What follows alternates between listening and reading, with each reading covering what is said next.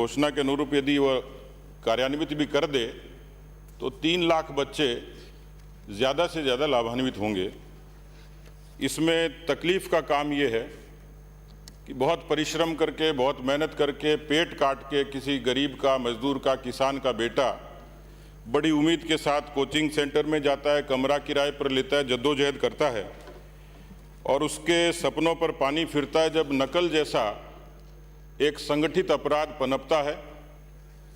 और उसको रोकने के लिए अभी जो बिल लाया जा रहा है, 1992 में भी ऐसा ही हुआ। माननीय अध्यक्ष महोदय, मुझे लगता है कि प्रदेश की जितनी बड़ी चुनौतीपूर्ण समस्याएं हैं उसमें एक बड़ी समस्या नकल को रोकना है प्रभावी रूप से। कितनी बड़े पैमाने पर नकल हुई, किस तरीके से लोग शामिल थे, मुझे बार बार चर्चा करने की आवश्यकता नहीं है। ये समझ में आया नहीं कि क्या सरकार को उन नौजवानों के भविष्य के प्रति कोई किसी तरीके की चिंता नहीं थी। अच्छा होता यदि रीट की इस पूरी परीक्षा की जांच सीबीआई को दी जाती, दूध का दूध और पानी का पानी होता। सरकार क्यों हट रही है इसका आज तक अभी पता लगा नहीं। लीपापोती के अलावा कुछ नहीं। एक बिल आया 92 में, 1992 में भी और 2022 का। यदि केवल बिल से ही नकल रुकती तो प्रावधान तो उसमें भी थे। एक कन्फ्यूजन ये भी है कि आप यदि आगे बढ़ेंगे तो 92 के हिसाब से फैसला करेंगे या 22 के हिसाब से करेंगे, इसमें क्लैरिटी नहीं है। विधिवेताओं ने पढ़ा होगा और उसको आगे प्रोसेस किया होगा, लेकिन अच्छा होता है कि 92 को रिपील करते और उसके बाद उसमें जो खामियां थी उन खामियों को दुरुस्त करके ये बिल लाया जाता। माननीय अध्यक्ष महोदय, 1000 करोड़ से भी ज़्यादा का लेन देन हुआ है। गांव-गांव का बच्चा बच्चा किसी न किसी के ट्रैप में था। ऐसी बहुत सारी संस्थाएं जिन पर सीधे सीधे प्रश्न खड़े हुए, उनके बारे में इस बिल में क्या प्रावधान होगा और किस तरीके से उनको उस घेरे में लाया जाएगा, इसकी चर्चा भी होती है। राजीव गांधी स्टडी सर्किल नाम का एक संस्थान है जो 17 वर्षों से काम करता है। उनके पदों पर बैठे हुए सीधे सीधे लोग इसमें शामिल थे। तो क्या संस्थाएं इस दायरे में आएंगी? इस विधेयक के पूर्व में सार्वजनिक भर्ती परीक्षा में हुई अनियमितता पर 2 रिपोर्टें दर्ज हुई थी, एफआईआर हुई थी। क्या उन अपराधियों की संपत्तियां जब्त होंगी? क्योंकि अपराध तो तब भी हुआ था, कुठाराघात तब भी हुआ था, तकलीफ तब भी हुई थी। ऐसी दर्ज रिपोर्ट के अपराधियों पर 10 करोड़ रुपए का जुर्माना लगेगा क्या? और 10 साल की सजा मिलेगी क्या? और क्या ऐसे कानून बनाने से नकल रुक जाएगी क्या? आपने पॉक्सो एक्ट से लेकर दलितों और महिलाओं पर अत्याचारों को लेकर अनेक कानून बनाए, फिर राजस्थान आज अपराधों में नंबर 1 क्यों है? महिलाओं के उत्पीड़न, दुष्कर्म और दलितों के अपराधों में लगातार बढ़ोतरी क्यों होती है? यदि कानून ही केवल इसको रोकता, उसका भय होता, मुझे लगता है कि सरकार का इकबाल खत्म हुआ। और सरकार के संरक्षण में जिस तरीके से नकल के गिरोह पनपे, हाथ कंगन को आरसी क्या साफ दिखता है। तो सरकार की मंशा होती तो उसको ठीक से क्रियान्वित करती। कानून तो पहले से ही बना हुआ था और इसलिए उसमें तो मृत्युदंड तक के, कारावास के, आजीवन कारावास तक के प्रावधान है। बावजूद उसके बच्चियों पर, महिलाओं पर अनाचार के, अत्याचार के, बलात्कार की घटनाएं रुकती क्यों नहीं है? इसलिए इस अधिनियम के सेक्शन 9 में भी कहा है, किसी संस्था में नकल का अपराध होने पर संस्था प्रधान या अन्य बताए कि नकल की अपराध की जानकारी उन्हें थी या नहीं। संस्था द्वारा नकल रोकने के सभी इंतजाम होने के उपरांत भी नकल का अपराध हो जाने के बाद भी ऐसे अपराध से छूट क्यों दी गई?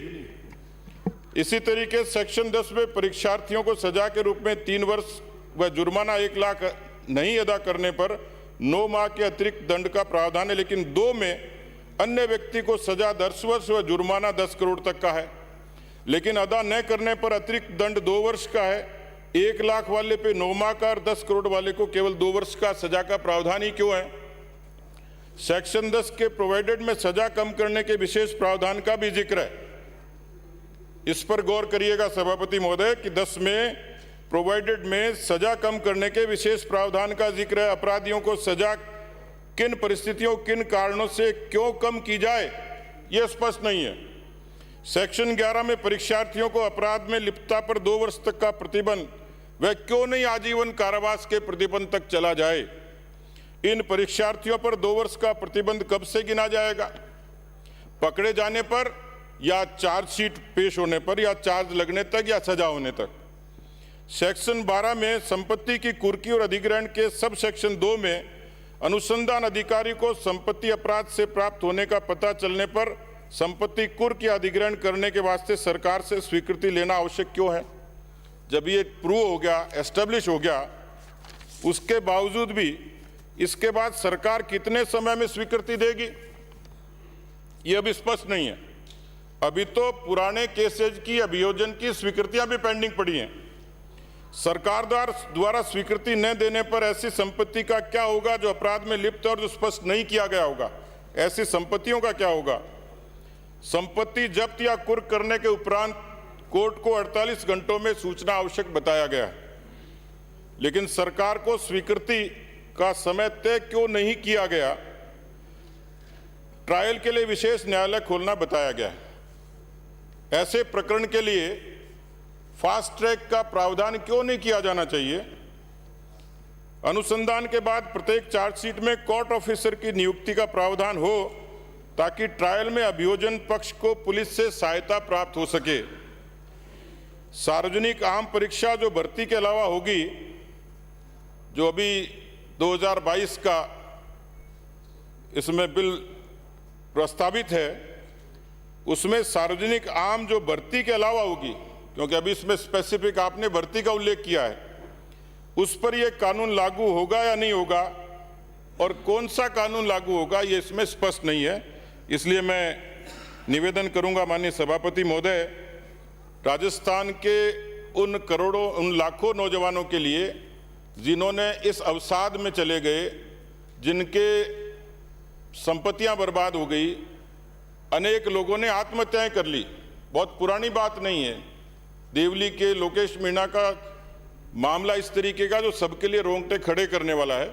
बहुत सारे लोग इसलिए उजागर नहीं हुए कि उनको इस बात का भय लगता है कि उनसे बड़ी पूछताछ होगी, लेकिन राजस्थान के गांव-गांव से कहीं न कहीं इस तरीके के नकल के संगठित गिरोह ने 1000 करोड़ से भी ज़्यादा के पैसे का लेन देन किया।